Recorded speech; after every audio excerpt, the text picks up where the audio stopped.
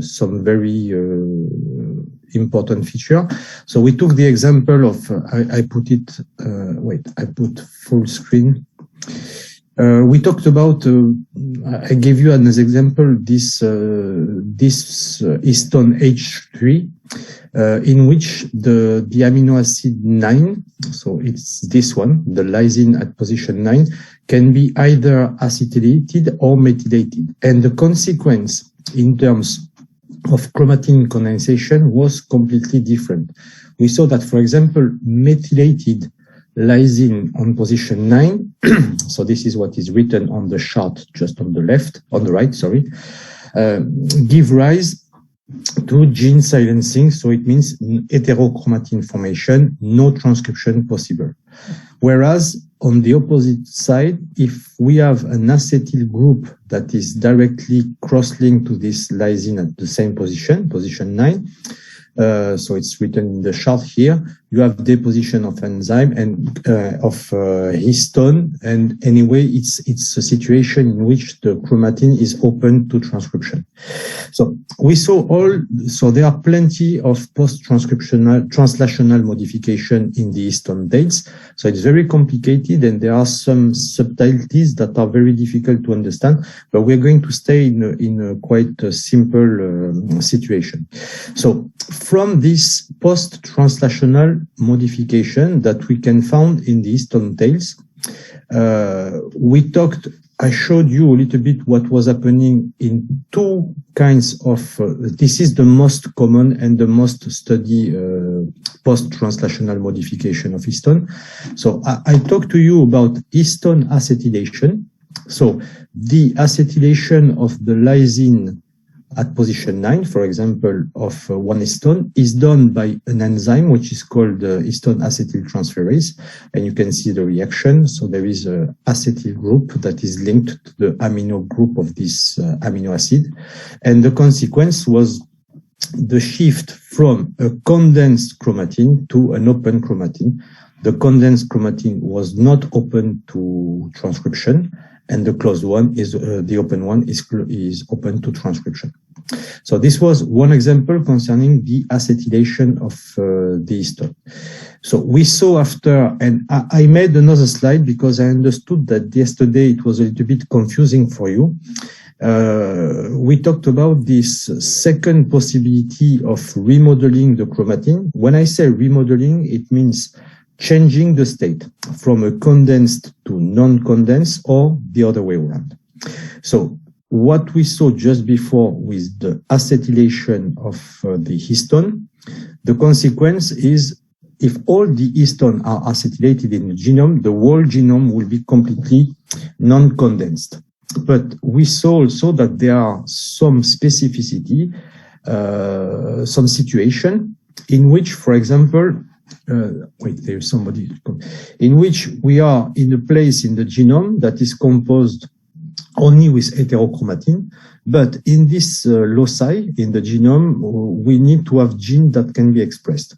But because this part of the genome is compressed, is condensed, all the machinery of transcription cannot reach the DNA.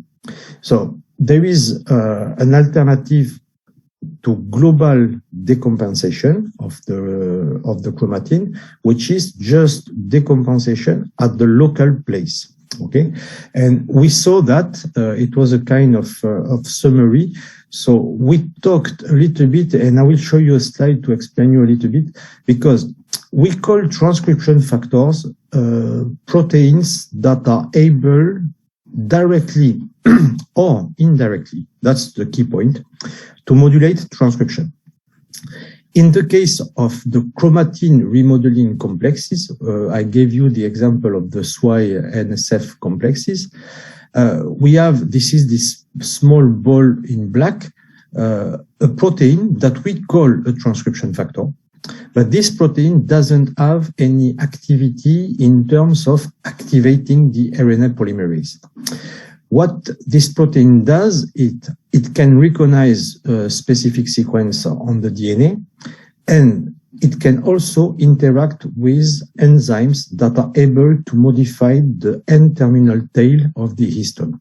So in that case, it's a histone acetyltransferase, which means technically that this transcription factor, the little black box, will be able to recognize a specific loci in the genome. But because it is in interaction with an enzyme that is able to modify the histone tails, it will change the nucleosome, and then it's able to just to swipe the nucleosome in order to reveal the important sequence, for example, the data box, in order to start transcription. So it's a model. It has been discovered in yeast. It exists in superior mammals as well. So the idea here is using a protein that has the ability to target a specific region in the genome, and because this transcription factor is harboring histone modifying enzyme, indirectly, it can change the structure of the chromatin locally, and then the consequence will be activation of transcription. So we saw that. I did the slide to do the comparison between direct activation and indirect activation. After, we saw very quickly another type of histone modification, which is the methylation. So I just want that you remember these two types, methylation and acetylation of the histone, because there are plenty of other post-translational modification, but it will be too complex and very complicated to make the synthesis. So only acetylation and methylation.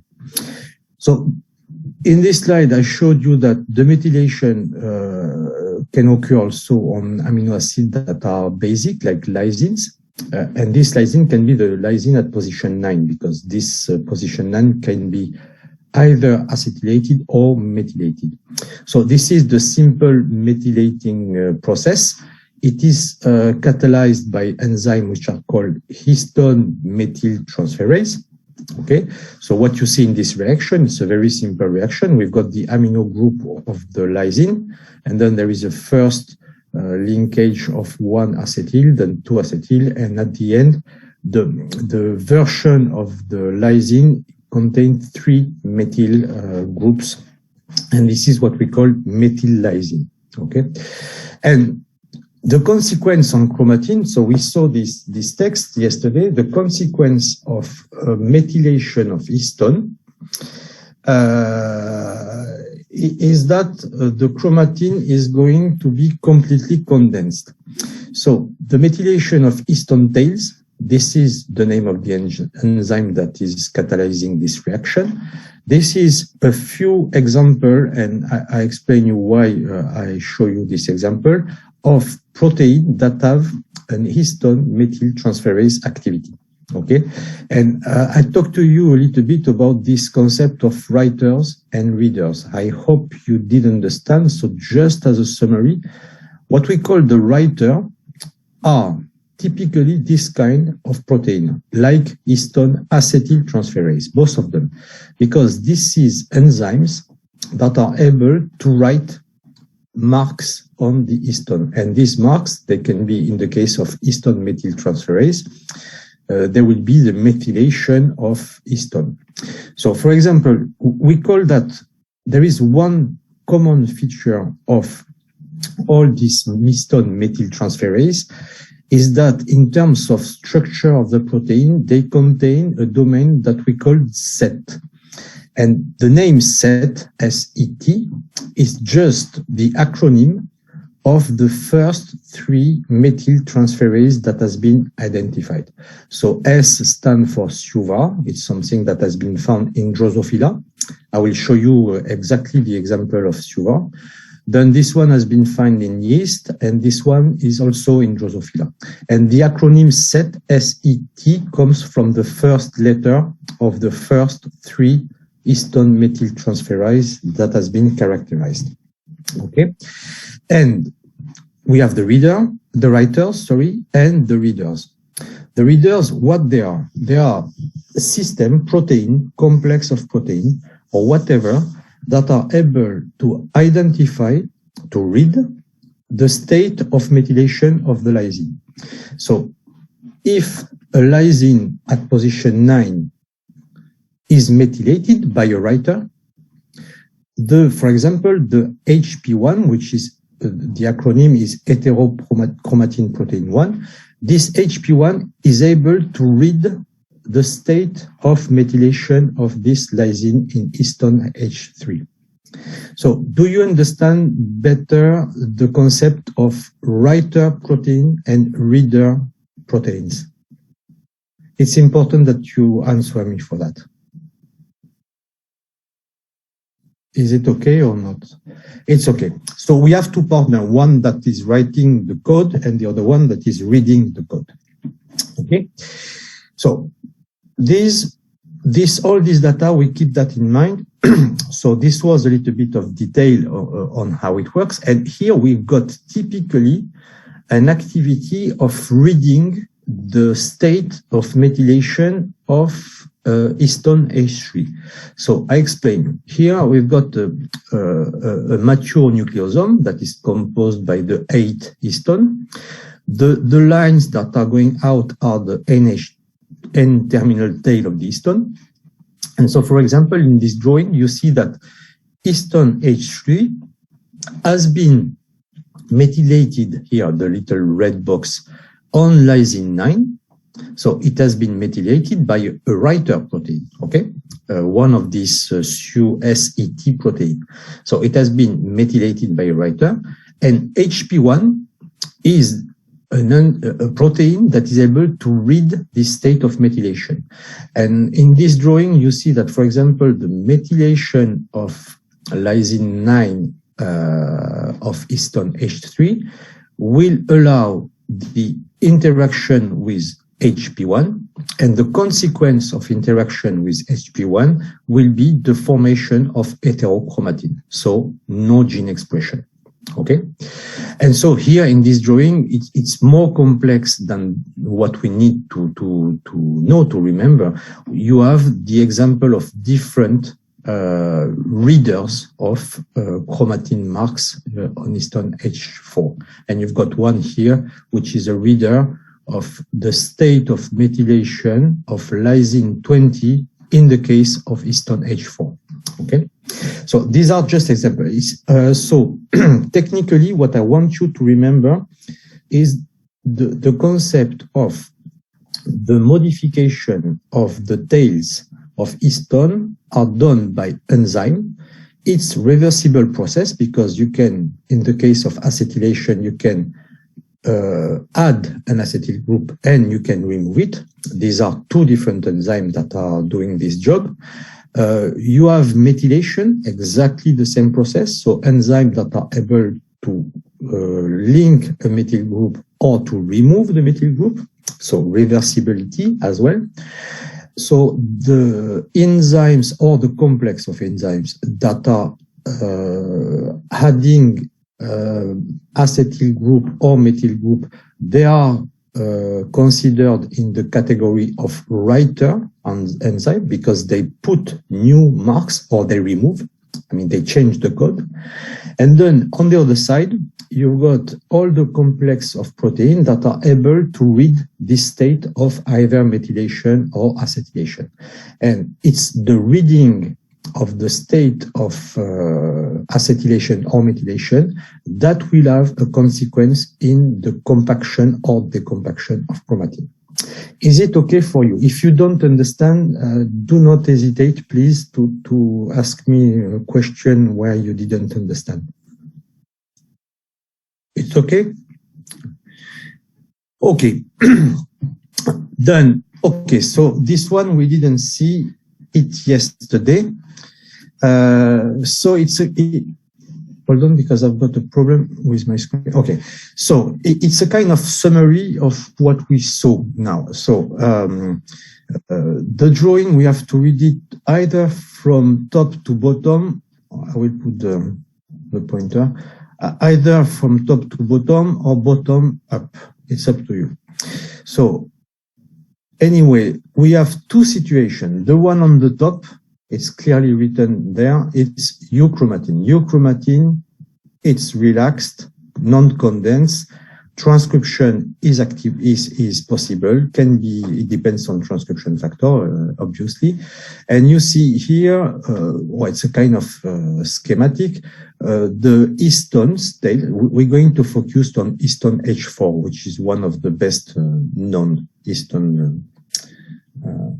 So in euchromatin, histone H4 is mainly acetylated. So, for example, the first one is this famous lysine at position 9. Okay, it can be phosphorylated, can be acetylated. Anyway, the chromatin is open, transcription is on. And here you've got the couple of the two enzymes, which are writers. They are belonging to the family of writers. So, in one direction of the reaction, we've got, so this is the case, for example, for phosphatase, but we have also for acetylase. We've got enzymes that are able to put the mark or to remove the mark. So one example here is for the phosphate, for example. We didn't talk about that, but it's exactly the same concept as for the acetyl group. So in the case of acetyl group, the reaction catalyzed to add the acetyl group is catalyzed by histone acetyltransferase or kinase in the case of the phosphate.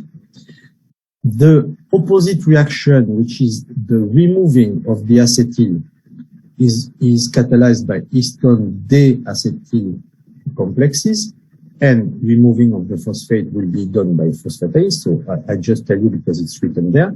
So here we see that this reaction of writing the mark can be done in both ways.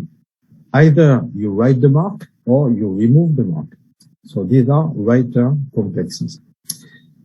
So open chromatin, specific chromatin marks, transcription possible.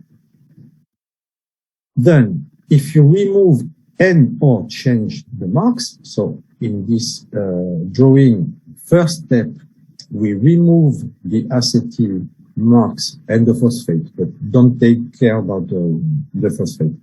We remove the acetyl group of H4 and we add, you see, this is histone methyl transferase. So it's the enzyme that is able to link a methyl group to histone H4. Sorry about the drawing, but it is histone H4. So here again, it's a writer because you are writing a new mark on something that didn't have any mark.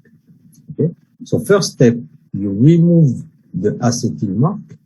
Second step, you add the methyl mark. So the consequence is nucleosomes that are harboring methyl group on histone H4. And the histone H4, when they are methylated at position 9, as we saw before, this protein can be this state of chromatin, this state of post-translational modification, can be read. So HP1 here is a reader of the state, can be read by different protein. And in that case, in that drawing, you see we show the interaction between histone H4 when it is methylated that can interact with HP1. And one property very important in chromatin dynamic is that HP1 is able also to interact with itself. So according to you, when you see this kind of schematic, what can be the consequence in terms of chromatin condensation when you see this kind of model? Can you try to tell me if you have any idea? One of you want to try to explain? We are here to discuss, so don't worry. There is no. So maybe you will. Maybe speak a little bit louder because. Yeah, maybe they will be more condensed, and yeah. The transcription process cannot occur because the protein cannot reach the DNA. because it is condensed. But yes, so you're right. So you're completely right. So so you see here the clear link between you change the post-translational modification of the histone, and if we look at the system, the global consequence is once the histone H4 is methylated, it interacts with HP1 and HP1 interact with itself. So we are shifting from an open state of chromatin, and the fact that HP1 can interact with itself, it means everything will be compact. So this is the molecular mechanism, one of the molecular mechanisms of compaction. Okay. So can you really understand the link between histone tail post-translational modification and chromatin condensation? Is it okay for you? Yes. Okay. So, yesterday we talked about this local remodeling of chromatin, and one of you asked me a question, but because we start from the context, the concept is like this. Imagine that we are in a place of the genome where the chromatin is extremely compact, and the cell need to activate one gene which is inside this compacted chromatin. So I told you that there are some specific factors, so some transcription factor, but we're going to see that under the name transcription factor, actually there are two different categories of mechanism. So the one that is explained in this slide is how a protein that we call a transcription factor. So it means that this protein is able to activate one gene. How a transcription factor can activate a gene without directly activating the RNA polymerase, but with locally decompacting the chromatin. So I tried to summarize how it works in this picture. So we have to read it from top left there, and then we go down to bottom right. So the situation at the beginning is compact chromatin. So the little dark line that you see here are the histone tails. Okay, it's a kind of schematic. Anyway, the little green balls there, they are those famous transcription factors. So what are they? They are proteins, okay, that are able to recognize specific DNA sequence. They do not recognize histone modification or whatever. They recognize specific DNA sequence. How can they recognize the sequence? Because DNA, it's compacted completely. But keep in mind that the nucleosome is a kind of ball, and DNA is rounded around the nucleosome. So there are DNA sequences that are accessible to external factors. So in that case, we have one complex of protein or one single protein, it depends on the situation, that is able to recognize a specific DNA sequence, but this specific DNA sequence is contained in heterochromatin. So it means no transcription is possible at this place. And the function of this transcription factor will not be to directly activate RNA polymerase. So sorry, it's not written, but RNA polymerase complex is this big blue balls, the complex. So this transcription factor does not directly interact with RNA polymerase to start the activity. But what it does, this is what we saw when on the slide where I showed you the 3 SNF complexes. This transcription factor that is bound to DNA can interact directly with complexes of protein that are writers of epigenetic marks. It means that, for example, this transcription factor can interact with histone acetyltransferase, histone demethylase, anyway, interaction with writer complexes that are going to change the post-translational modification of the histone tails at this locus only. So just at the place and around the place, but not very far away from that, where the transcription factor recognizes the DNA. So the consequence of this is that the transcription factor, technically, it does only one thing. It just find the right DNA sequence to bring at the same place enzymes that are able to modify histone tails. So those enzymes, they are going to change, for example, acetylation of histone H3 or demethylation of histone H3 and so on. So the consequence will be open chromatin, but open just at the locus where the transcription factor were able to bind. And from that, it means that now all the machinery of transcription, RNA polymerase II, all the general transcription factor, they will be able to directly bind to DNA and then start transcription. Is it okay? Is it clear, more clear than what I explained yesterday? So you see, we have the possibility, the cell has the possibility to locally decompact chromatin in order to leave the place for all the necessary machinery to start transcription. And this is very important in terms of genome stability. It's a little bit what I was telling to you yesterday. There are big regions in the chromosomes that are only composed of heterochromatin because they contain a lot of transposon and repetitive DNA sequence.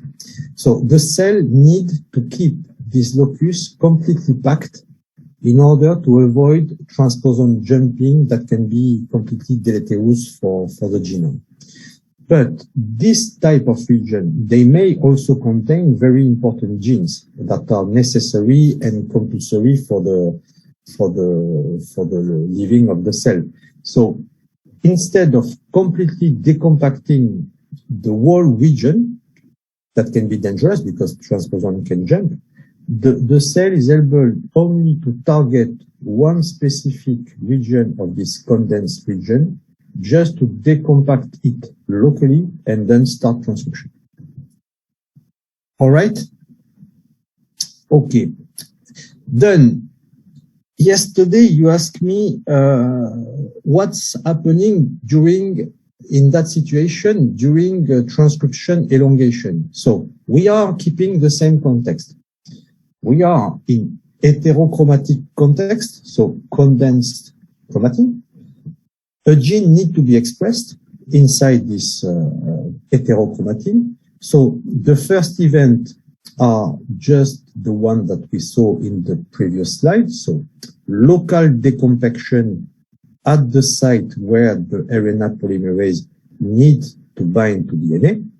But what we have to consider is that all the rest of the gene, the coding sequence, exons and introns, they are still in a compact form. So the transcription, the RNA polymerase need to go on transcribing the whole gene. So there is a process, and this is what is summarized in this slide.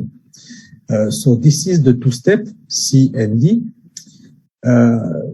The complex number C, so the drawing, so it's coming from this paper by Workman in Gene and Development.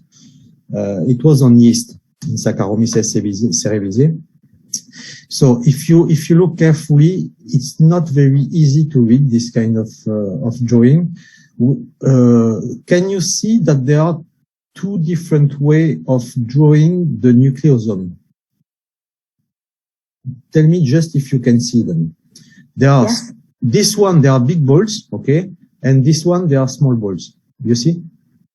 Yes. Okay. So the beginning, the initiation, so pre-initiation complex, it is everything that is happening around the data box here. So the little arrow here is the transcription start.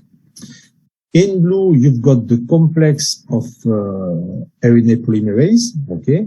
And here in dark blue, yellow, green, they are what we call the general transcription factor. We will see them on Friday. I will explain you over there. But anyway, in this drawing, what they want to show you, sorry, we are in the context where initially the chromatin is compact. So it is heterochromatic. We had, just before this state, we had one transcription factor that came in that loci and locally, as we just saw before, locally decompact the chromatin in order to have a pre-initiation complex, so Pol2 plus all the cofactors that are able to bind to the data box. So now, in that situation, the part number C, we have everything that is able to start transcription. RNA pol, general transcription factor, and this dark line is, which is written CTD, it is the C-terminal domain of RNA polymerase. It's a very important part of the RNA polymerase too, because it is the place where other factors are going to interact with polymerase in order to modulate its activity. Okay, so initial state, everything is ready to start transcription, but we have a problem. What needs to be transcribed here on the right is still in compact chromatin state. So it means that even if everything is ready to start transcription, the polymerase won't be able to read because it's completely blocked.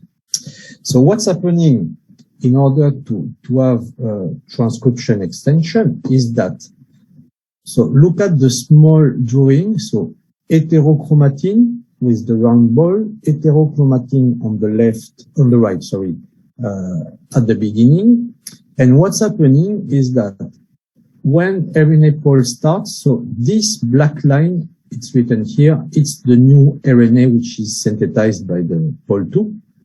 What's happening is that there were local decompaction. You see here, it's a nucleosome which is not compact, but polymerase can go on transcription because it is interacting with something that we call elongator. But the name elongator was given before knowing the dynamic of the chromatin. And actually, this protein that historically was called elongator is actually an histone acetyltransferase. So how does it work now?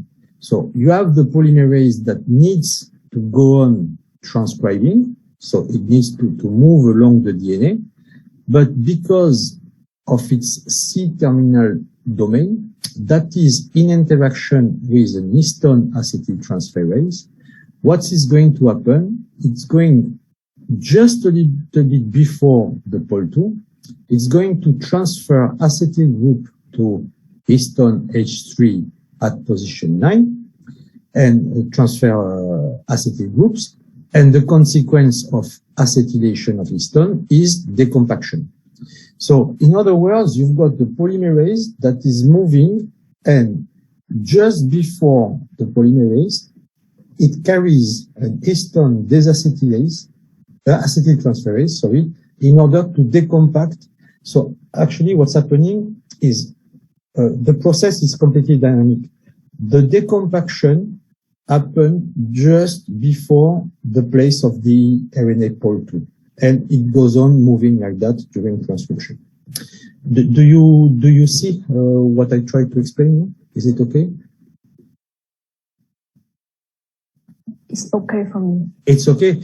And on the other side, so beginning, everything is ready to start. Transcription start, and as transcription is going on, acetylation is done on the new reads, but at the back, there are some enzymes that are going to remove the acetyl group in order to recompact the chromatin that has already been read. So in other words, it's like the very beginning of this type of activation, the very beginning of activation of transcription is local decompaction. This local decompaction, you have all the pre-initiation complex that is able to bind to DNA. And the second step is elongation of transcription. And this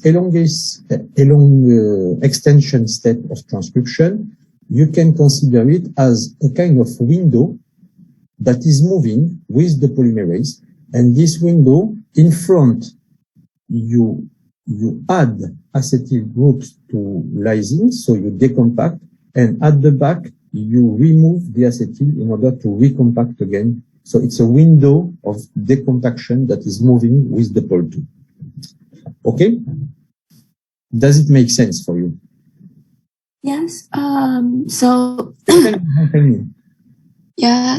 So combining, I just am not sure if I understand correctly. So combining the two figures, the one on the previous slide, this one, yes.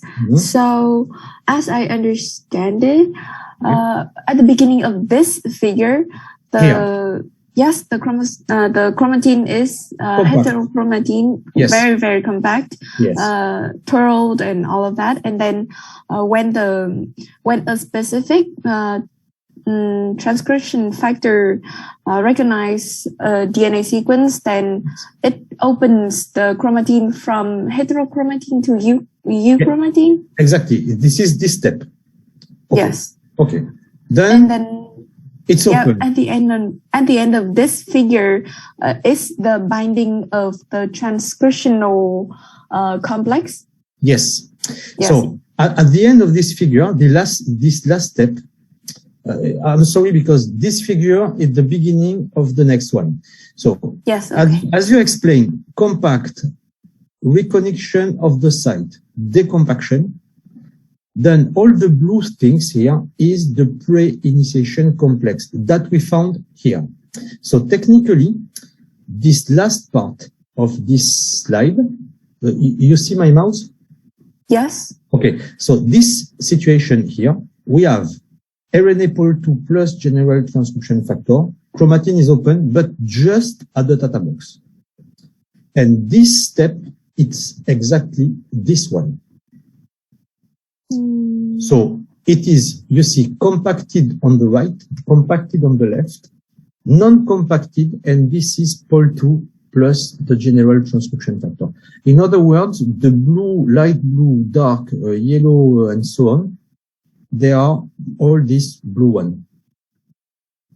Yes. Okay? Okay. So local decompaction just at the site of interaction. And then next step, that is not on the previous slide, is how this complex can move, can slide. Yes. And the sliding is done by acetylation in front and deacetylation at the back. So it is what I was telling to you, like a window of decompacted chromatin that is moving with the pole. It's okay? And the open part is like completely open, or like euchromatin open. It's euchromatin. It's you never have, I mean, it's a little bit not true. You never have naked DNA. You have naked DNA. There is only and it never happens at the same time. The only moment in the living cell where you have completely naked DNA without any nucleosome,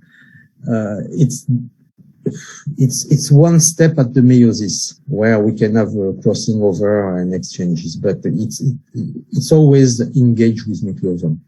Yes, okay, I understand now. But you understand this sliding window? Yes. Okay, so you decompact in front and you recompact at the back in order not to have everything which is decompacted. Yes. Okay. Perfect. So we go on a little bit. So this is a summary of all what we said now. Okay. So how? So I'm not going to spell. Sorry, I lost my mouse. So we're not going to repeat the things. So that's the summary. How transcription initiation can occur in two contexts: euchromatin, heterochromatin. So euchromatin, you know it, direct access of transcription factor to POL2 and local remodeling, like we saw. And in the case of, and in the heterochromatic context, but this is exactly what I explained to you just right now. The target regulatory sequences are recognized by transcription factor, but that do not activate POL2. They recruit histone modifying enzyme like HAT or methyltransferase. And then you start again with the classical concept. Okay? So this is a summary of all the discussion that we can have. All right. Okay. So just to explain you, because this is quite funny. I mean, it's very, very interesting experiment. So I talked to you about these modifiers and these writers and readers. Okay. And I just want to show you how it was discovered a long time ago, actually. It was because I think it's important that you understand the scientific strategy in order to understand the processes. So these readers and modifier were the first one. They were identified in Drosophila using this. So you know a little bit of genetics of Drosophila. You study it a little bit. Yes, okay. But one very commonly used phenotype is the color of the eyes. So we have the wild type Drosophila, it has red eyes, and we have mutants that have white eyes. It's not white eyes, sorry. It's not important to know. Anyway, this is just the schematic. You don't need to know that. But the gene, there is a single gene that is controlling the color of the eyes. So very simple model. And this gene is carried by one sexual chromosome. It's not a problem, okay? So they use this model. So the idea is quite complicated. So here, it's not complicated. It's very, you will see it's very clever. It's very simple and very clever strategy. So the idea was we take a white Drosophila, so white eyes Drosophila. So it means it's a mutant of Drosophila. It has white eyes.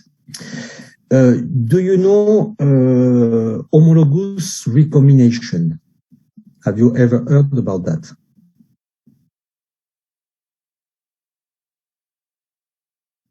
We cannot do homologous recombination in plants. We can do that in animals, in yeast as well. Do you know or not? Tell me, because it's quite important to understand the rest of the slides. You know or not? If you don't answer me, it's going to be difficult for me.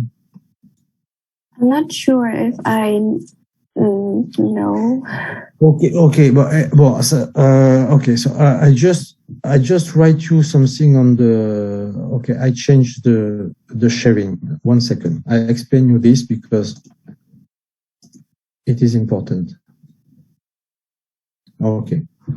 You see the white. Of the chromosomal Yes. Yes. Alors, so okay, this is right, but we can use the homologous recombination in order to do transgenic animals or to change some genes. So you see the whiteboard? Okay. So for it's homologous recombination. Okay, so the idea is if you have, this is a part of the genome, okay? Here, and so it's a method in order to modify to make transgenics. We use homologous recombination to make transgenic mice, to make transgenic Drosophila, and to make transgenic yeast, but not plants. It doesn't work on plants.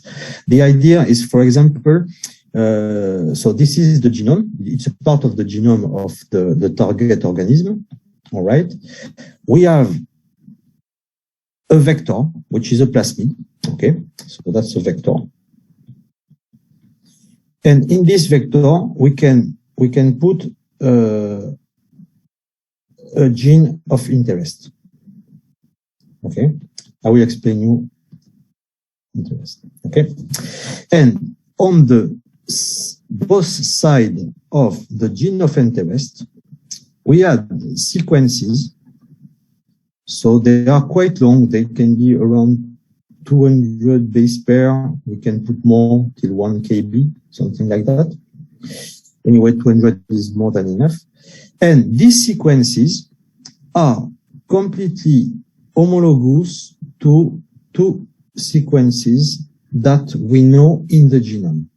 It means that this sequence in the genome, we know exactly where they are because it's you that you choose them.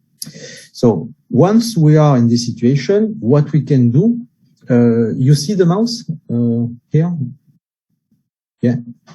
Okay. Yes. So this is the genome. You want to transfer this gene of interest at this place, not there, there. So you are going to take one sequence here, one sequence there. So from one side and another side of the target locus. And you put those sequences on both sides of the gene of interest, which is contained in the plasmid. You enter this plasmid by transfection into the cells, and what is going to happen? Homologous recombination is going to exchange the strands of DNA.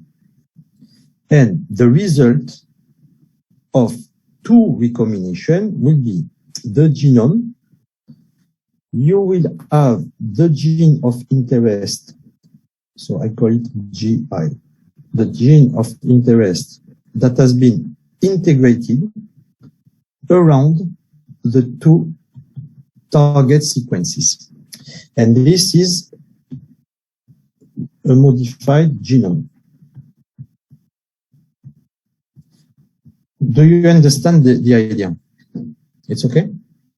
So it means that because of the homology between two sequences, we can swap what is in between from the vector to the genomic DNA.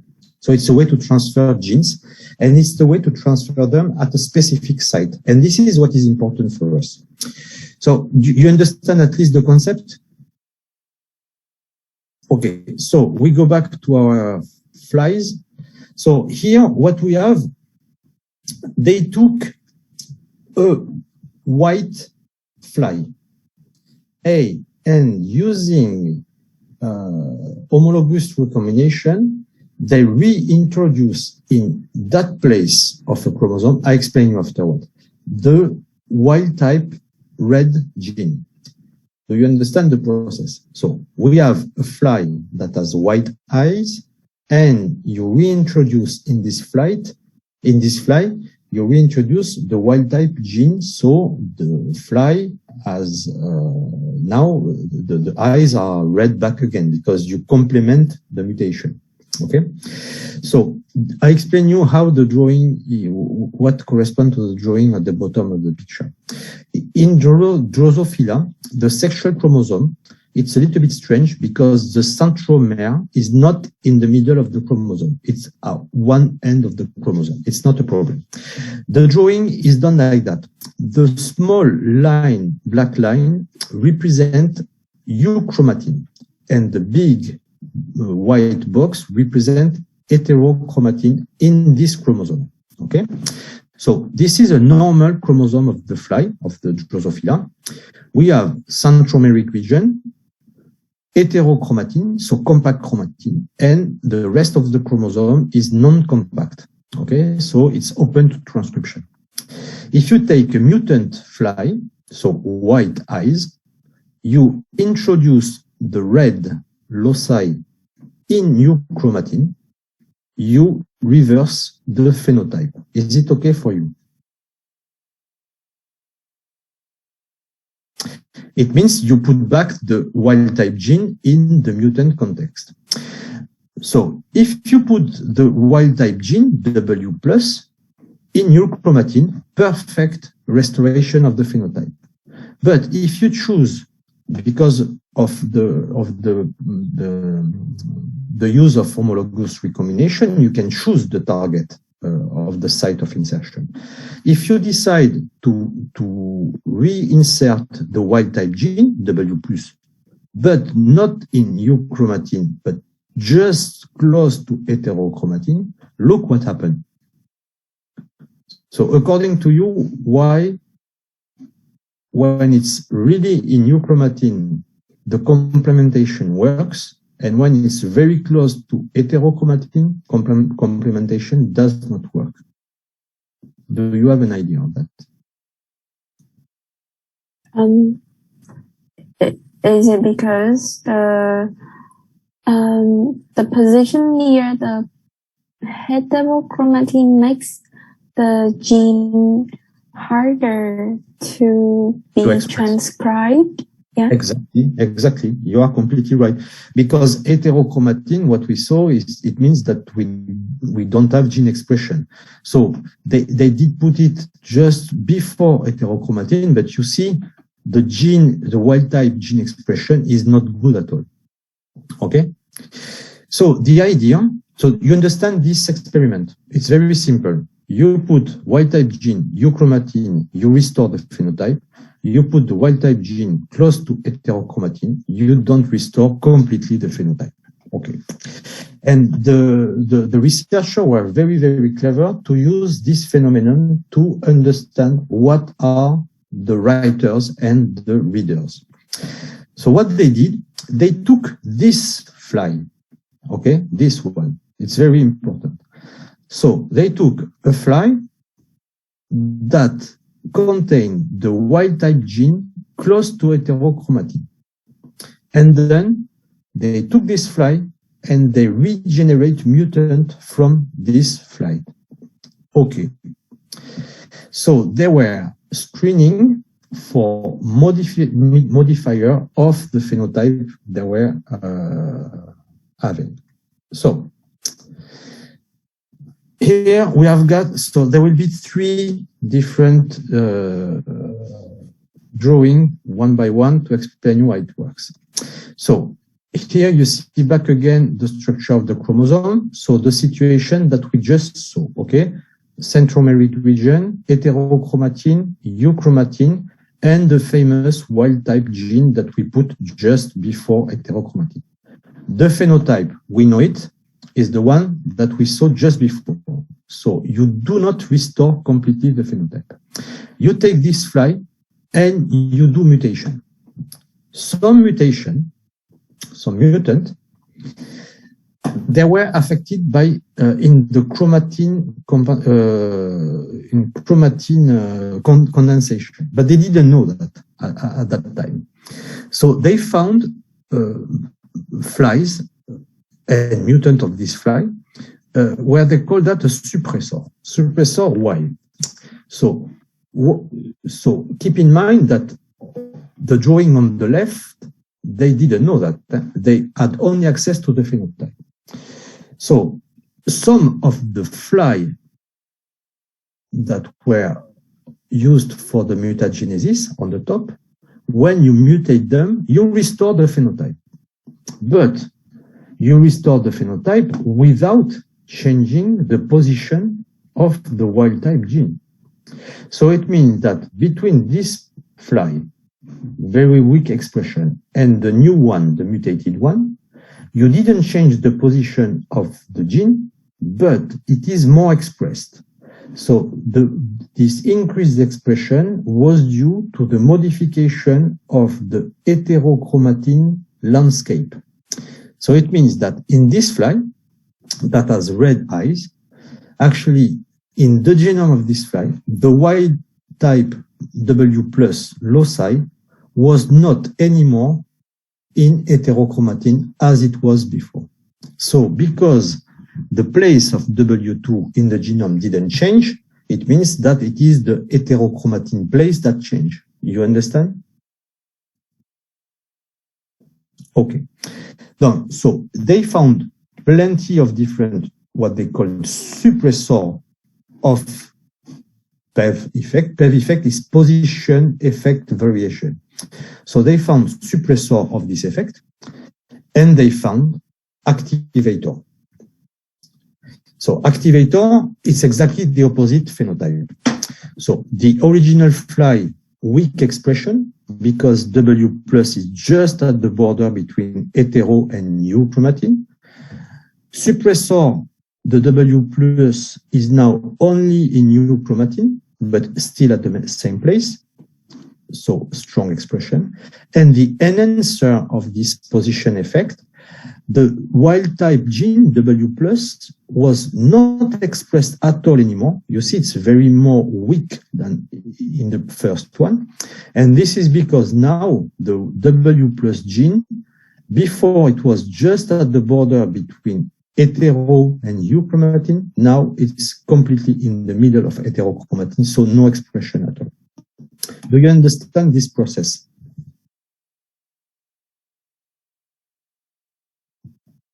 It's okay or not? Yes. So it is very clever process because you use an artificially generated fly, because it's a transgenic fly, okay? And you reuse this transgenic fly to generate mutant and to find different mutation. So this is the strategy. I wanted to talk to you about that because it's very interesting in terms of logic. And so this was done, look at the date, it was in 98, okay? And later on, the researcher, they isolate the genes that were mutated in this category of suppressors and in the category of enhancers. And guess what they found? They found this. For example, one of the suppressor, they call that suppressor of variegation. Don't pay attention to the name. So one of the gene that they found there, sorry, I come back. One of the gene that they found here, responsible for this phenotype, it was heterochromatin protein 1. The other one gives the same phenotype, histone methyltransferase. The third one, exactly the same phenotype, histone desacetylase. So you see all the mutation were targeted to genes that are controlling the heterochromatin formation. HP1, without HP1, you cannot have heterochromatin because it's the protein that condenses the nucleosome together.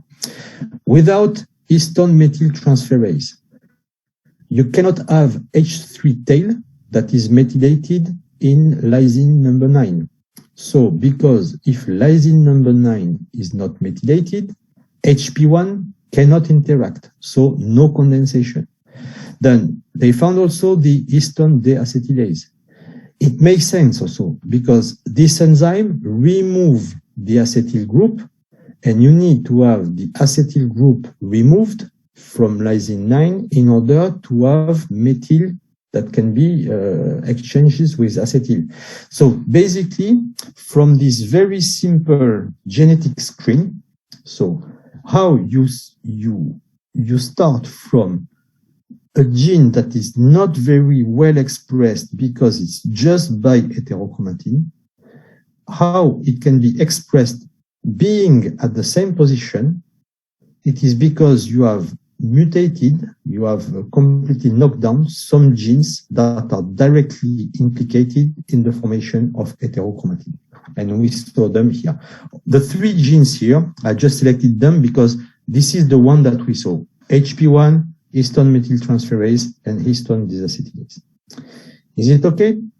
Do you understand the idea of the strategy at least? I completely understand. I have one question in the previous slide. This one? Yes, I'm a little confused about the writing on the slide. Why is it Right. like wild type white gene, even though it supposedly gives the fly red eye? Okay, so YW. Okay, W doesn't stand for white. Okay, Yes. it stands for wild type. Yes. I'm talking about the red writing. Which writing? All of them. It has wild type, white gene. No. The wild type fly has red eyes. Sorry. On the left, it's the wild type. On the right,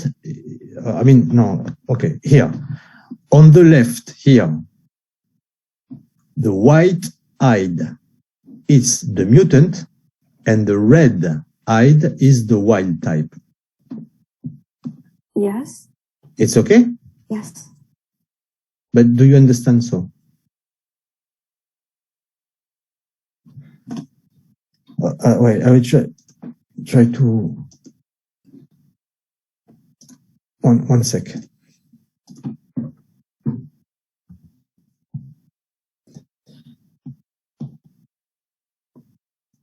So the wild type, okay. Well, okay. Anyway, no, I'm not going to, because I don't want to write you a mistake. Wild type Drosophila megalogaster. It contains, I don't know where, a gene, we'll call it W plus, and the consequence of this gene is that the phenotype of the eyes is red eye. Okay? W plus give you red eye. Okay? Then, what they did, they took the chromosome, this chromosome, that normally does not contain this gene. One second. So this is the wild type Drosophila here, okay? They used a mutant of Drosophila for this gene. So this Drosophila, the phenotype is white, okay? Because it doesn't carry the wild type red eye phenotype, okay? Is it okay till now? Yes. And what they did, they add in a plasmid the W plus gene, so the one that is conferring the color of the eyes to red, and they choose, because you can choose with homologous recombination, they choose either to insert it in euchromatin or just by heterochromatin. When it is inserted here in heterochromatin, in euchromatin, the phenotype is red eye, and when it's inserted by heterochromatin, the phenotype is red-white, this kind of speckle that we see, just spots, okay? You understand? Yes. So it means that the genetic background at the beginning of the fly, it's a white fly. And they want to complement this mutant phenotype, reintroducing the wild type gene, the red one, but they choose the place where they insert it. Is it better or? Yes. Okay. It's okay? Yes.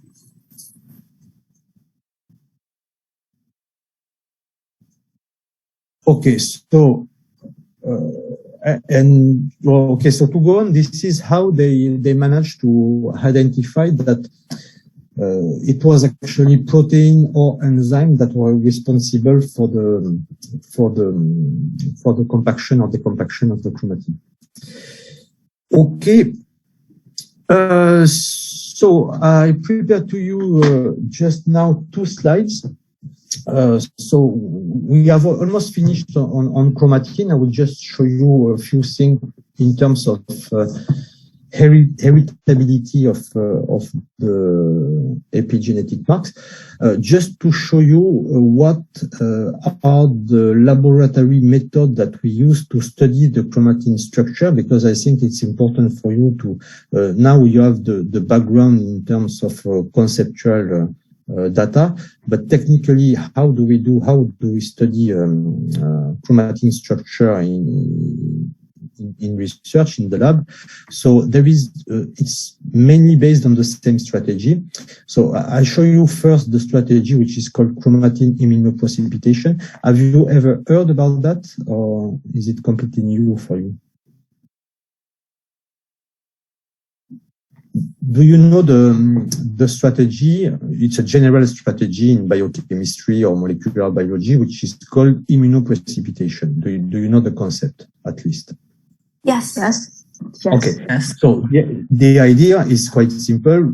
If you have antibody specific to one of the target, you can use this antibody to precipitate only the target. Okay, but here it's nothing special, but instead of precipitating some protein, we can precipitate some chromatin state.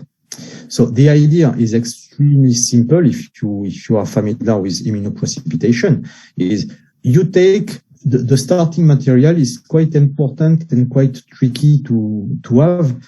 We extract chromatin. And to extract chromatin, it's not the same protocol than to extract DNA, because you all already extracted DNA, I suppose. It's very simple and very fast. But if you want to extract chromatin without really perturbing all the interaction, you first need to isolate nuclei. It's very simple to do. It's a simple centrifugation. And then you can extract the chromatin. So the chromatin, I already told you, it is the complex of DNA plus all the protein that we have linked to DNA. So first step, we extract chromatin. Second step, we used this molecule, which is very widely used in microscopy. It's called formaldehyde. And formaldehyde is a molecule that will create covalent link between all the components that are in interaction. For example, if you have a protein complex that are interacting only with a weak link, so no covalent link, if you treat with formaldehyde, you will find the covalent bridge between the partner. So it's a way when we fix the material with formaldehyde, you block completely all the interaction of all the partners in the complex. So first step, you extract the chromatin. Second step, you cross-link everything using formaldehyde, so the system is blocked from this step. Second step, we randomly cut this chromatin using a physical method. We can use sonication. Sonication will break DNA randomly. So from the full chromatin linked, cross-linked with formaldehyde, we have now plenty of different fragments. And the way the drawing is made, so you see this little piece of red DNA, there is a protein that is interacting with it. So if we follow the drawing, not all the fragments will carry the protein, but if we have an antibody specific to the protein, we can separate the fragment containing the protein from the fragment that do not contain the protein. And at the end of this, it's a simple immunoprecipitation, but we precipitate chromatin, that's all. And at the end, what we can do is collecting all the purified complexes, and these complexes, they are DNA plus the protein, and we can clone them and sequence them. So chromatin immunoprecipitation, it's a simple procedure, it's a simple immunoprecipitation, but it's very powerful because of this step. we have plenty of antibody extremely specific against different histone with different post-translational modification. In other words, you can buy, there are companies that sell that, you can buy an antibody that is able to recognize specifically, for example, histone H3 that are methylated at position 9. Okay? So from that, you understand that if you want to have the global view of all the fragments of the genome that are directly in interaction with H3K9 methylated, all the fragments that you will be sequenced, they will be in that situation. Do you understand the process like that? Yeah, it's okay. So it's a classical immunoprecipitation, but the target are modified, specifically modified histone profile. So this is a very old strategy. It works very well, but it can be, it's not high throughput. So nowadays, we scale up this immunoprecipitation. The strategy is exactly the same. We still use specific antibody, but it's just genome-wide and really much faster. So this is what I show you in the next slide. And we call that chip-on-chip. Alors, it means, okay. It means chromatin immunopurification, so chip-on-chip, because chip are microarray DNA chips. And if you look at the procedure, it's exactly the same, except that at the end, we don't clone and we don't sequence the product that we purified. We use directly the result of the experiment in a microarray to have all the genes at the same time. So the strategy is like that. Same first steps, cross-link and sonicate, exactly the same as before, as the slide before. So you see the antibodies that can recognize the histones. So you immunoprecipitate with specific antibody. There are two categories: what has been precipitated and what has not been precipitated, or the input. You manage to label the antibody with different fluorescent dyes. And then after all these products, so with different fluorochrome, you hybridize them on genomic array. And there are software after. So you know about genomic arrays out there? Do you have, just to know if you have an idea? Microarray, the so DNA. Yeah, so you have the microarray, you know. I think that you know the one that you know the most are microarray used to quantify gene expression. Is it Yes. okay? Yes. So on microarray where you quantify gene expression, all the spots on the array, they correspond to cDNA, okay, to all the genes. But we have genomic array.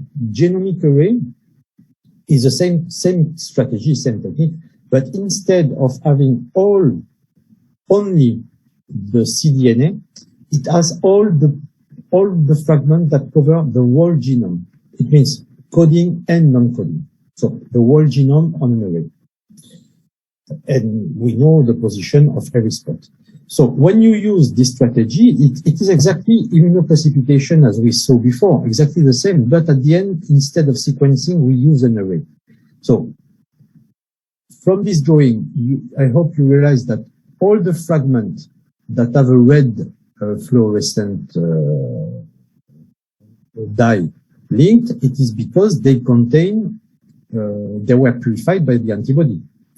So all these fragments of DNA, if we hybridize them on the array, you will see on the array a signal only on the part of the genome that contains this protein.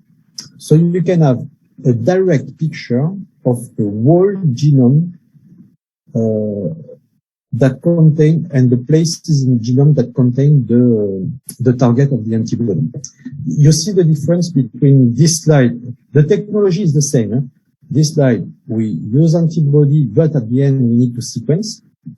And this one is exactly the same. Instead of sequencing, we hybridize that to a full genome microarray in order to know which part of the genome is in that situation or another situation. Is it okay for you? So this is what we call chip on chip.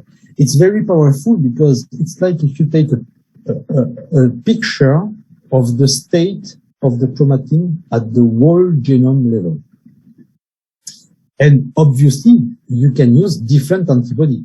For example, you can use antibody directed against H3K9 acetylated, but you can have also antibody against H3K9 methylated, and so on and so on and so on. So with this strategy, we can have different picture of the genome for different post-translational modification of the histone at the same time. Okay? Is it clear for you? Yes or no? Okay. Okay, so to finish, because we are a little bit late, so I think I will need 20 minutes maximum, let's say. Actually, you are not late, but I will be late. So just we won't in this teaching unit BP10, we won't spend a lot of time on that because it's a very complicated work that I need to explain you. So in this slide, it's a summary of what we saw concerning chromatin conformation and transcriptional activity. And I just add one part, which is in red here, that concerns DNA methylation. Okay, so just a quick summary. We know that all what is in orange, we already talked about that yesterday and today. So two different states of chromatin, open or closed, transcriptionally active or transcriptionally inactive, and the histone modification that we saw. Acetylation, desacetylation, methylation, and so on. Okay, so this is what we saw. And there, for quite a long time, do you know that DNA, the genomic DNA, can be methylated in some places? Have you ever heard about that?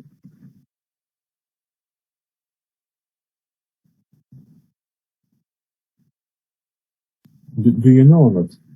Tell me. Can you repeat? I didn't get that. Do you know, have you ever heard about the methylation of DNA, of the cytosine? Yes. Yes. Yes, okay. So this is another very important, so I will make a very short summary on that, just to show you something. Because, so, 1 second, because it's better that, so we saw from the beginning when we talk about chromatin structure, so we've got two states, condensed and non-condensed. Okay, that's very good. So it's controlling the transcription. When it's open, it's okay. When it's closed, it doesn't work. So this is for one cell. But what is happening when the cell is dividing? When the cell is dividing, you understand that the two daughter cells need to have the same territories of heterochromatin and the same territories of euchromatin. Is it okay? So the compaction of chromatin need to be heritated. Is it okay that? Okay. Yes. So researchers, they searched for a long time on what was the mechanism in order to transmit the state of compaction of one cell to the daughter cells. Because the problem is that when a cell enters mitosis, all the DNA is decompact. So after mitosis, the DNA need to be recompacted, but with the same pattern. So the question was, what was guiding the same pattern of compaction of chromatin? You understand the question? Okay. So first finding is that, and this is what is written in this table, all the time when we check for heterochromatin, and if you analyze the sequence of DNA, okay, which is in heterochromatin, we found that most of the time the DNA at the cytosine, because this is only cytosine that can be methylated, the DNA is extremely methylated. But on the other side, all the region in the cell, most of them that are transcriptionally active, which means euchromatin, the DNA in this chromatin is relatively unmethylated. So technically, they found a correlation between the compaction of chromatin and the level of methylation of DNA. Do you understand this idea? It means that all the DNA which is inside an heterochromatin island is going to be mainly methylated compared to euchromatin. So cytosine methylation is always associated with heterochromatin formation. And from that, so I make a very, very quick summary. So there are only 2 slides on that. I show you what is the most relevant model, because it's not yet very clear, but this one is really working. The model which implies DNA methylation, okay, at the DNA level, and histone post-translational modification in order to be able to have the compaction state that can be inherited from one mother cell to the daughter cells. So there are 2 steps here. There are 2 different, okay. So 2 concepts, and I'm going to explain you. This is the 2 concepts, only 2 concepts that has to be remembered. The DNA methylation, so methylation of cytosine, serve as a guide to de novo histone post-translational modification. What does it mean? It means that on a piece of DNA, of genomic DNA, if the cytosine are methylated, they will be recognized by complexes, so writer complexes. If we keep the concept of writer and reader, they will be recognized by writer complexes that are going to modify the histone post-translational modification, and this modification will give rise to compaction. So, on the other hand, the methylation, so you take a piece of chromatin, which is heterochromatin, and the DNA is not methylated. If this piece of chromatin contains histone that are methylated, like H3K9 methylated, so it means heterochromatin, this. The consequence of having the histone in a state that is compatible with compaction has a consequence, which is the methylation of the DNA that is inside this region. Do you understand what I say? Because it's quite tricky. So, if the DNA at one place is methylated, the consequence will be the methylation of the histones. And if the histones are methylated in one place, the consequence will be the methylation of the DNA. So it's reverse. You understand the concept? Okay. And here we have a partial explanation of the phenomenon. So the schematic, you have to read it from left to right. So left, it's the DNA of the mother cell, and right, is the duplication of DNA. So it's written here, replication of DNA methylation pattern. So here we are. So you've got the legend here. Dark blue, this is old histone, and new light blue will be the new histone. It makes sense because you double the DNA content, so you need to double the amount of histone content. Okay, so that's fine. So there are the old histone and the new histones. Then the little red bars, spotted bars, they mean covalent modification. So covalent modification on histones. Okay, so this is, for example, the methylation of histone 3K9. Okay, then the little black stars, they show you when DNA is methylated. Here in red, we've got a protein which is able to bind to methylated DNA, methylated cytosine. And in green, we've got enzymes that are able to modify the histones. So, for example, one of this histone modifying enzyme can be histone acetyltransferase, histone methyltransferase. It's a writer. Okay, it's not a reader; it's a writer. Okay, so before cell division, the state is like that. We are in a situation of heterochromatin. We have covalent modification on the histone. Let's say that it is a methyl like H3K9 methyl. Okay, so chromatin is compacted, and the consequence of compaction of chromatin is DNA in this region is methylated, more methylated than other places. Then, after duplication, after replication, you have only one strand of DNA which is going to be methylated, and the other strand won't be methylated. Okay, it's semi-conservative replication. So we have, at that stage, one strand of DNA methylated, the other strand not methylated, and for the other double-strand DNA, it's exactly the same situation. One strand methylated and the other one not. Okay, from that, we have, okay, so it's subsequent. So the histone that were in a conformation of compaction, they will be redeposited on both strands, but you have new histone that need to form new nucleosome.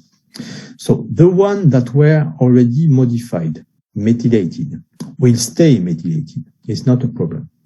But what's happening is, as soon as we are in this context, so you see that the new two double-strand DNA are not completely compact because part of the nucleosome are methylated and part are not.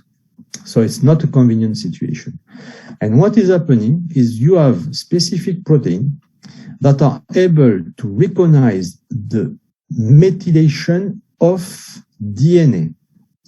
And the methylation of DNA, once this protein is recognized the methylated DNA, it's going to interact with an histone modifying enzyme, like an histone methyltransferase, for example, in order to, this is the two small dark arrow, to remodify the histone post-translational modification. Do you understand the process in this drawing?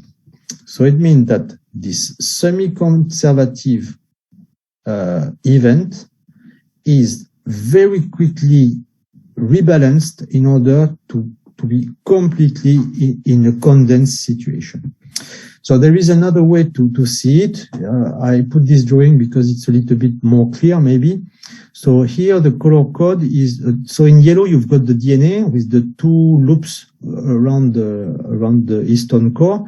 The small balls here, which are light purple, are the cytosine on the DNA.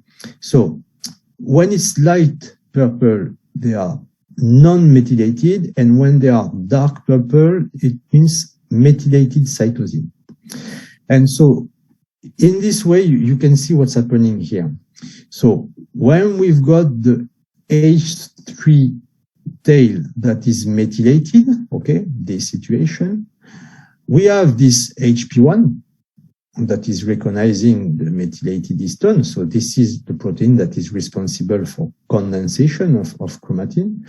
But you see that non-methylated, as soon as a cytosine was methylated, okay, then you have complexes that are formed and you have this new partner. So this is the only one to remember maybe. And the name is DNMT3. And it means de novo methyltransferase. So it's a DNA methylase that will methylate de novo DNA that is not methylated when the nucleosome are harboring a methylation of the H3 histone. Because methylation of the histone tail, H3, means heterochromatin. And as soon as the DNA is inside heterochromatin, it needs to be methylated in order. The aim of that is that the information is going to pass to the daughter cells. And the next step is what we saw here. So the two daughter cells, they are carrying half of the modification, and you've got all this system of recognition that is going to be able to reset the system in the same state as the one that you find in the mother cell. Is it more or less clear what I wanted to show you? So conceptually, it's very simple. We've got cells with patches of heterochromatin, euchromatin everywhere in the genome. Under every region which are in the heterochromatic state, the DNA is methylated. The methylation is partly transferred to the daughter cell after mitosis. This methylation is then directly compensed to be fully methylated. This is what we see here. So now we have both strands that are methylated. And as soon as both strands of the new cells are methylated, there are enzymes that are modifying the histone that are recruited in order to be back in the same state. Okay? Okay, this is a summary of what I just tell you now. You have to understand that it is a self-reinforcing repressive cycle. Do you understand? Because DNA methylation. So here you've got all the partner. So take care, because you tell me if you see very clear. Here we've got the nucleosome. When it's written K9, it's the lysine number 9 of histone H3. So in this drawing, you see that it can be acetylated. Acetylated means non-compact. It can be methylated. Methylated means compaction. Compaction, when it's methylated, it interacts with HP1, and HP1 interact each other, so there is condensation. And look here, if you see the spot of the mouse, there is another methyl in green. It's not very well done, but it is the methylation of DNA. Okay?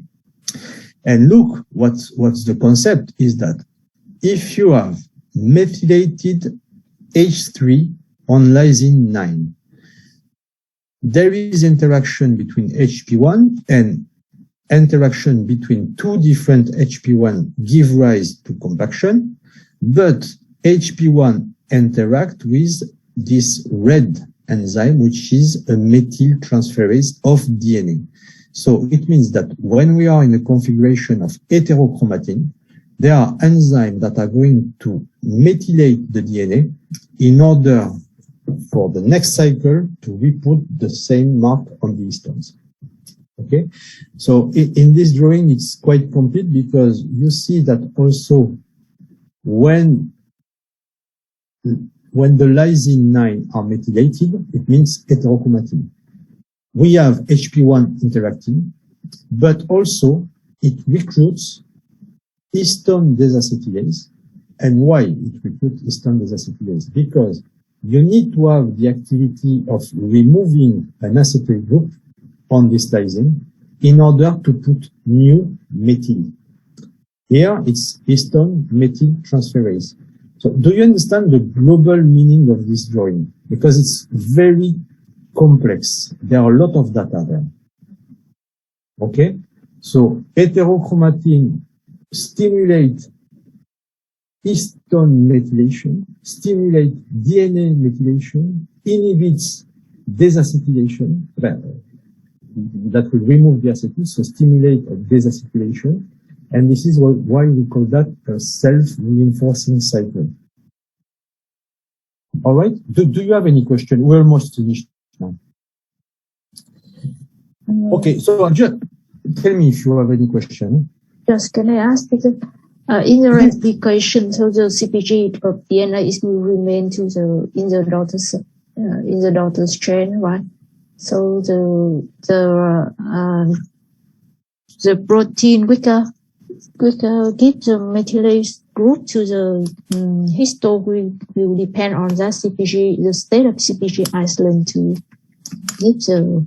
Yes, it's there. I mean, you're talking about the methyl transfer to histone or to DNA?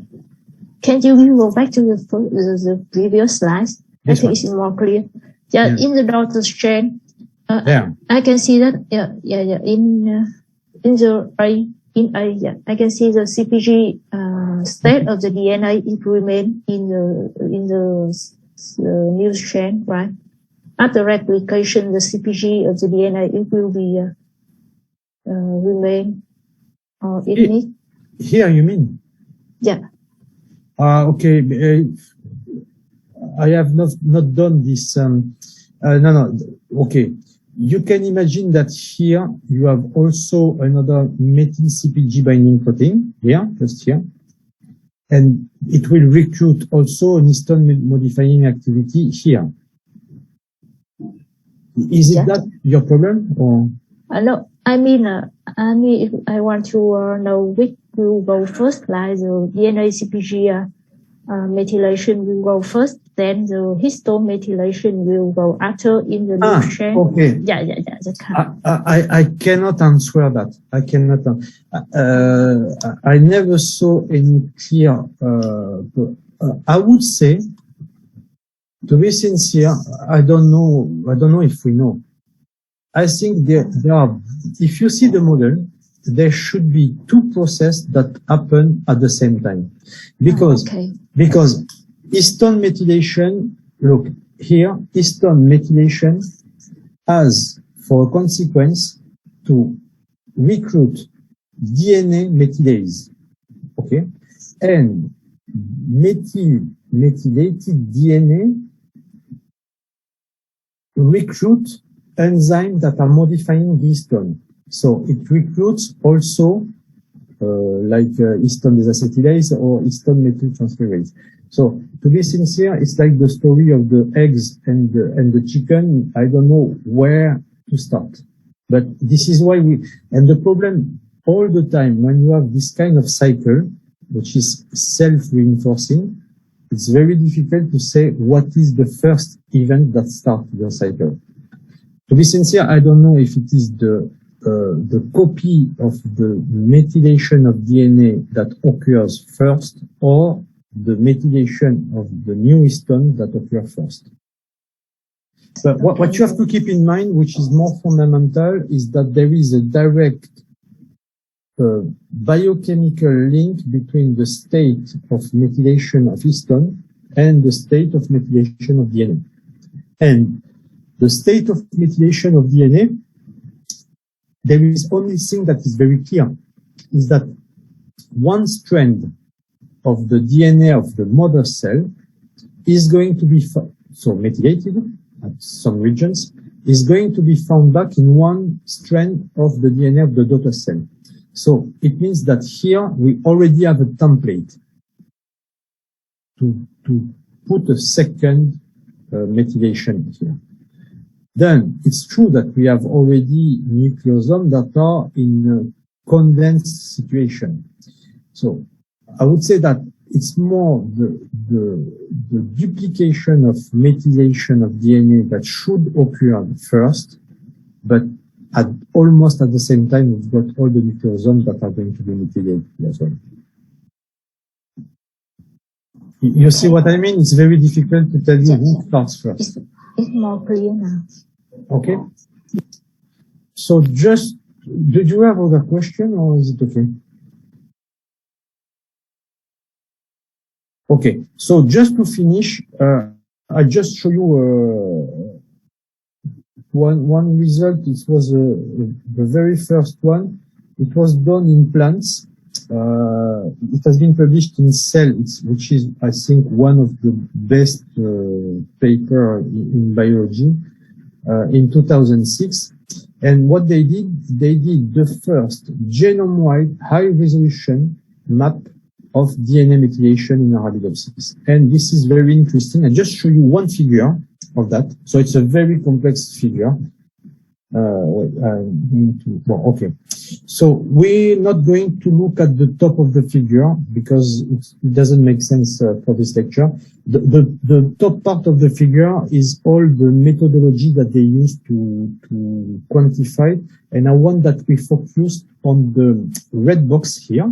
That is very easy to understand. So I explain you how to read it. So this is the full length chromosome number 4 in Arabidopsis thaliana. Okay.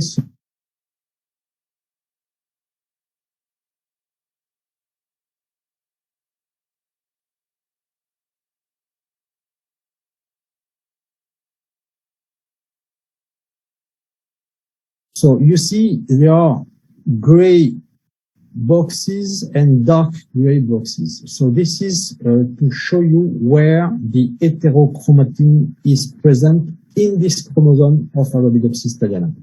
So we always have heterochromatin in pericentromeric regions. Okay, there are plenty of repetition there. So the centromere is here. Pericentromeric regions, they are completely condensed and heterochromatin.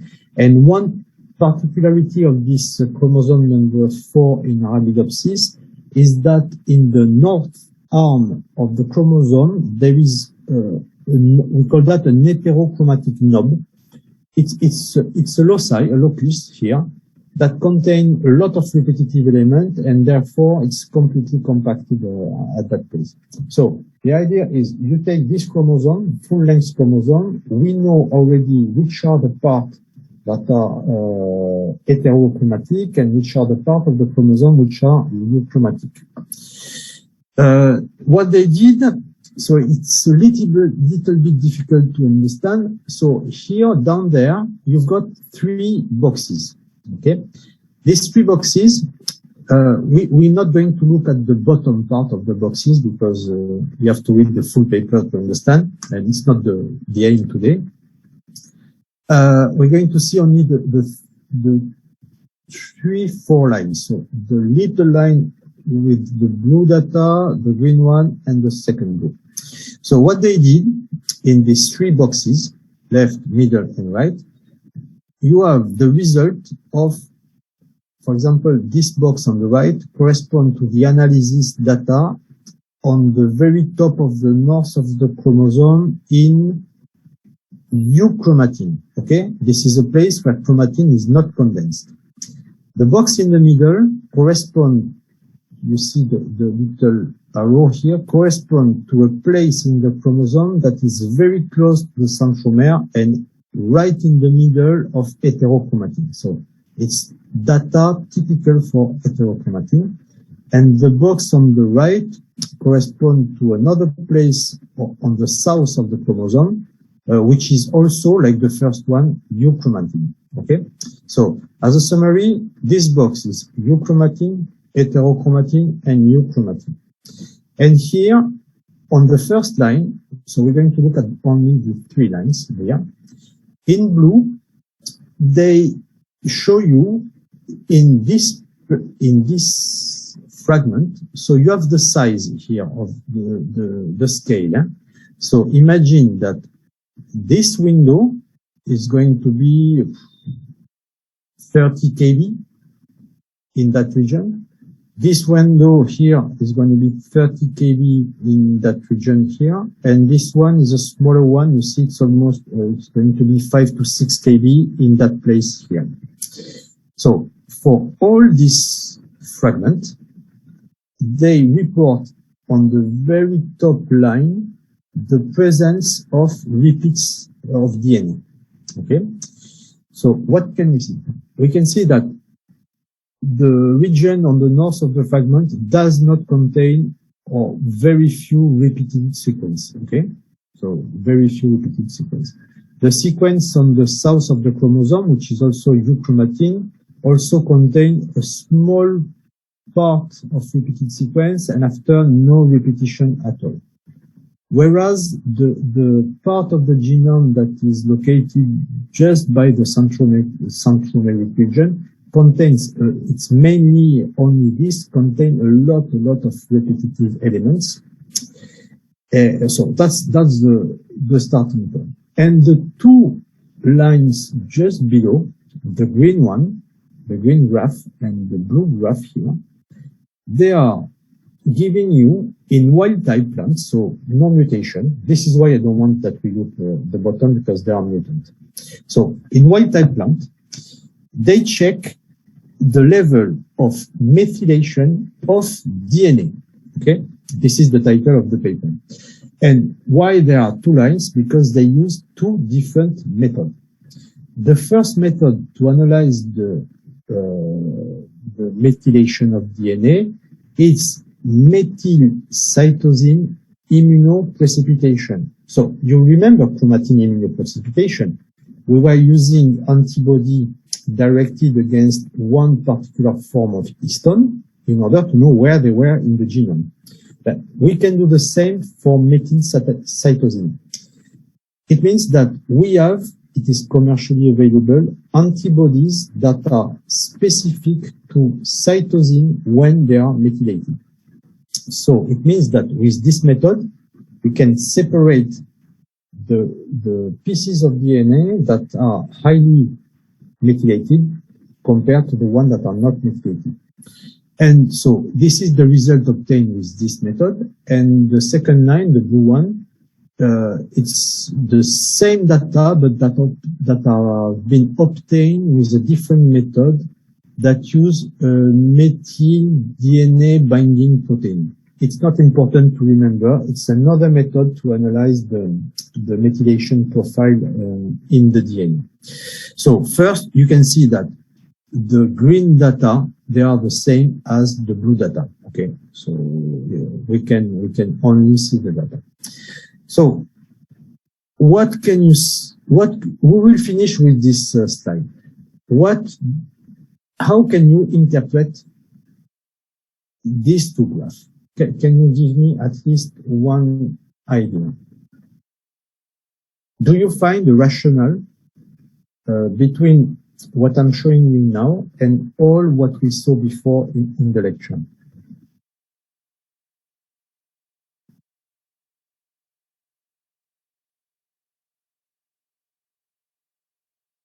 Do you have an idea?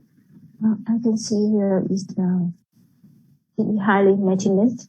Can you speak a little bit louder, please? It's highly methylated.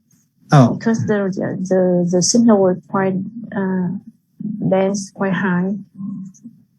Yes, but it's highly the DNA is highly methylated, but not everywhere. Yes, So, but it's related to the repeat in the heterochromatin. exactly. So what we found is when we are analyzing DNA that is in heterochromatin, we found that first, heterochromatin is there to protect for repeated elements. Okay? And this DNA is extremely methylated. So the fact that this DNA is very methylated, it means that because the DNA is methylated, it will recruit histone modifying enzyme that is going to methylate the histone and then keep the chromatin compacted. Okay? So it makes sense. On the other hand, if we take the two regions that are supposed to be in euchromatin, we don't see very much methylation. But if we look at this part, the south, we can see that there is no methylation. Don't pay attention to this white arrow because it was specific for the paper. So you see that most of the region is not methylated. It makes sense because this is euchromatin.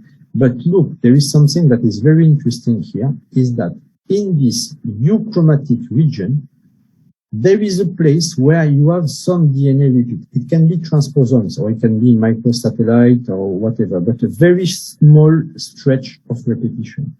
And as soon as the cells detect repetition, the DNA will be methylated, and therefore it means that the drawing on the top is not perfect, but there is a small place where this portion of the genome is under heterochromatic situation to block the repeated sequences. Okay? And so you see there is a clear link between DNA repetition, DNA methylation, and the consequence of DNA methylation will be heterochromatic formation at that place in order to block the mobile element. Okay? And you see clearly that also in this part, for example, here, we are 100% heterochromatic, but there are places where there are no repeats, even if it's mainly heterochromatic. And those places where you don't have any repetition, DNA that is in those loci, it's not methylated. On the other hand, you have places, and that's the case, this is why they show you this example, places in the genome, for example, the north of the chromosome, of this chromosome, we don't have repetition, except at the end there are repetition where you see methylation of DNA, perfect, like there. But you have some places where the DNA is locally methylated without any heterochromatin formation and moreover without any DNA that is repeated there. So it's another more complex process. It's okay. So this was an example to show you the link between DNA methylation and histone modification and compaction of DNA in the context of heritability of the marks. Okay.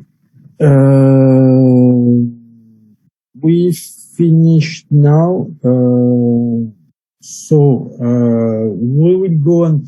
So one thing. 2 points. So for now, we covered during these 3 days all the structure of the genome and all the structure of chromatin. And what we saw in chromatin, it's the dynamic of the chromatin that can be in 2 different states. And we already talked about the importance of these 2 states in terms of transcriptional regulation. For now, we won't talk a lot about this kind of things, but we are going to study really in depth the mechanism of transcriptional regulation. And you will see we'll come back a little bit sometimes on histone modification. But for now, we can consider that all the chromatin structure, we already almost covered everything. So just also a little bit an update. So tomorrow we won't have the lecture as planned because I was informed yesterday that I have to attend an important meeting for the PhD grant at USTH tomorrow morning for me. So I am really confused, but I cannot be at 2 places at the same times. And it's a question of funding for the students for the PhD grant. So tomorrow we don't have the lecture tomorrow. And Friday morning for me, afternoon for you. You can check the timetables. Miss Hang did the update. So we will start for you at 2 p.m. Vietnam time. So it will be 8 o'clock for me, French time. And we will spend the 4 hours if it's okay for you. Is it okay? You tell me. So no lecture tomorrow and Friday, 2 p.m. And then maybe you can tell me now, I sent Hang this morning the PDF files for all the slides that we saw. Did you receive them? Yeah, but we need passwords. Yes. Okay. This is so the password is very, very complicated. You type so in caps. You type BP10 2022. Does it work?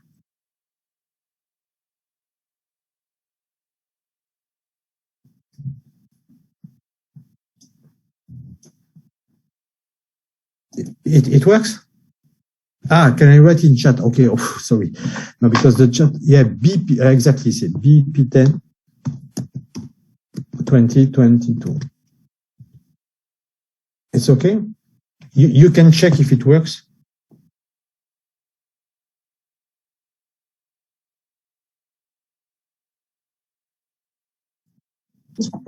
It works. It's okay. Now, sorry, I just explained you why I put a password. You can share this document. There is no problem. But because when we put the lecture on internet, after you find the lecture everywhere in the world. So it's just for USTH. You can share that. I have no royalties on that. Okay. So, and all the PDF file, there will be, the password will be always the same. BP10 2022. Okay.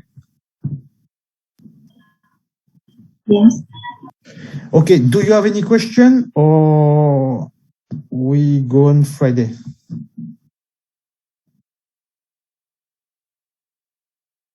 You tell me.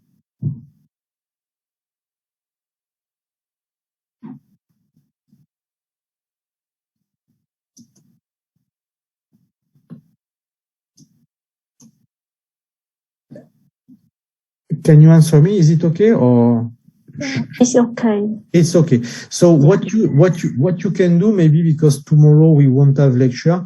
If you have, if you read back your notes and if you look back the slides before Friday, if you have specific question, we can take half an hour to discuss about the point that you may have not understood. All right. Okay. Okay, so I wish you a good end of evening and we meet back Friday afternoon. Okay? Okay. Have a nice end of day. Thank you. See you on Friday. See you on Friday. Have a nice day. Thank you very much.